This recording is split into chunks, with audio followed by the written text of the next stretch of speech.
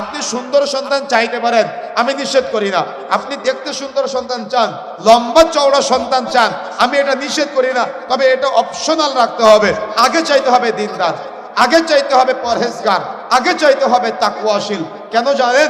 আপনার সন্তান আপনাকে জান্নাতের পথে নিয়ে যেতে পারে কিয়ামতের মাঠে, আবার আপনার সন্তান আপনাকে জাহান্নামের দিকে আহ্বান করতে পারে।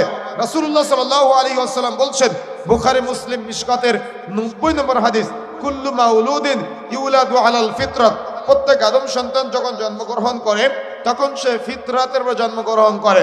অতঃপর তার মাতা পিতা থেকে ইহুদি নাসারা বানায়, তার মাতা পিতা থেকে অগ্নি পূজক বানায়। তার মানে একজন পিতামাতা চাইলে সন্তানকে জান্নাতের পথ দেখাতে পারে, একজন পিতামাতা চাইলে সন্তানকে জাহান্নামের দিকে ধাবিত করতে পারে। আপনি আপনার সন্তানকে কোন পথ দেখালেন?